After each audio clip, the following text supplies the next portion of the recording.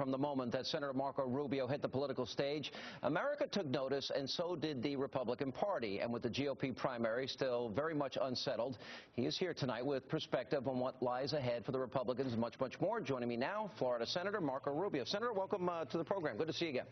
Thanks for having me on. You know, one thing as I watch what's happening in the country right now, and I've concluded this one thing, is we're all paying very close attention. I think this is a defining moment. We have a Supreme Court debate, very profound issues in terms of the economy, unemployment, record debt, foreign policy issues. The country's divided. And I think one of the real reasons, it seems the administration is, that's their strategy in many ways, because they can't run on their record. Yeah, that's right. This is a president that can't run on his record. I mean, if you look at everything, I mean, your home prices are down, your gas prices are up, unemployment's up, the debt is up. And so this is not a president that can run on his record. So when you can't run on your record, you want the election to be about other things. And one of the things the president's made a deliberate decision on is that he's going to deliberately divide the American people against each other in a calculated effort to get to 50% plus one. And that's why I think it's so critical that the quicker we can get this campaign on that focused on the president's record, on the alternative that we offer, the better off we're going to be as a movement, but also the better off the country's going to be.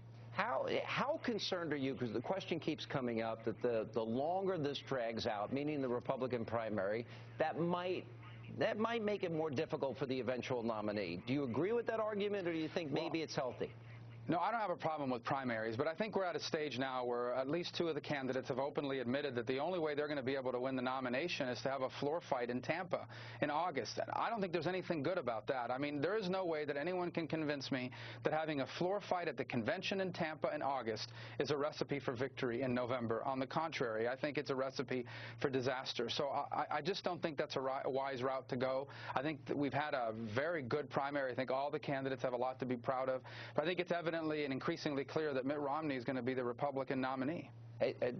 Well, up to this point, you had not jumped into the primary race. Are you endorsing Mitt Romney then?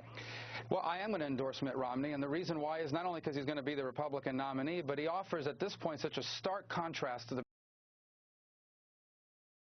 record. I mean, look at the president's record. This is someone who has run the country not very well over the last 3 years, but has no experience beyond that doing that, at the same time as he has no experience with the private sector or the free enterprise system.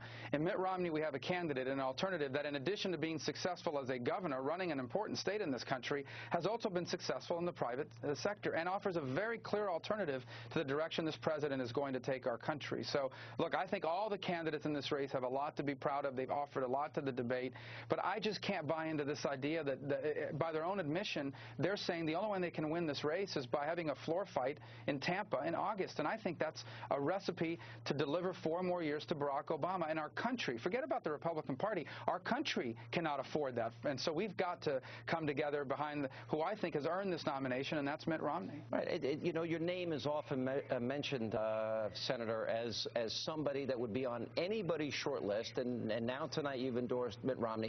Have you spent any time talking with him? And how well do you feel you know him? One of the issues that came up in the campaign, that there was some doubt among conservatives. You've been a strong Tea Party advocate, and the Tea Party loves you, supports you, and your name keeps getting mentioned.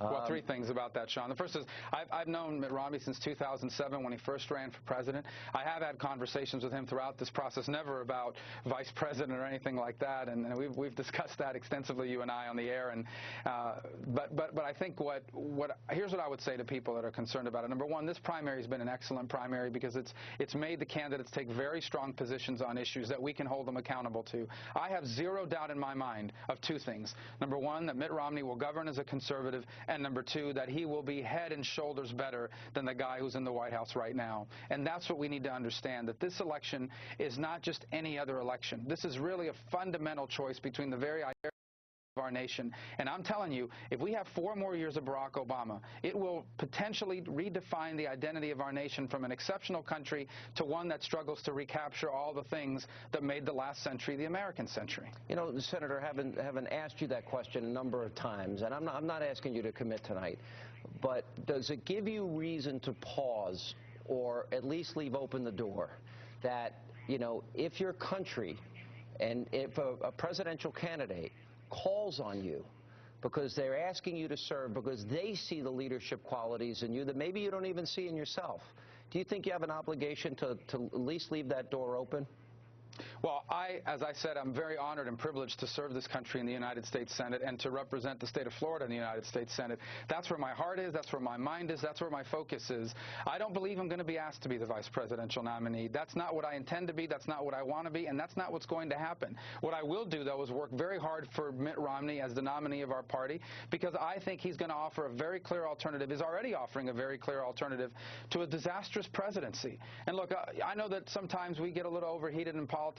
All those things aside, okay, I have no personal animosity towards the president, who by all accounts is a very good father and a very good husband, but he's not a very good president. In fact, he's been a disastrous president who's taking our country in a direction that will fundamentally set us back in a way that may take a generation to undo. And so we have an obligation to work on behalf of the nominee, Mitt Romney, to ensure that not only is Barack Obama defeated, but that we put in place policies that will allow this century to be an American century as well. We did have a funny moment together. You were speaking in Naples, Florida, and you were gracious enough to introduce me when I came in the room, and I was like 5 minutes late, and you were already speaking, and I said, "I'm sorry, Senator, excuse me, Mr. Vice President," and I don't know if you remember what the reaction was, but it was one of, I believe it was a standing ovation.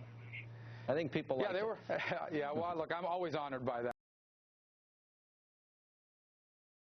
But we have a lot of work to do here in the Senate, and God willing, in November, we're gonna win the White House. All right, Senator, we always appreciate it. And Senator Marco Rubio endorsing Governor Mitt Romney tonight.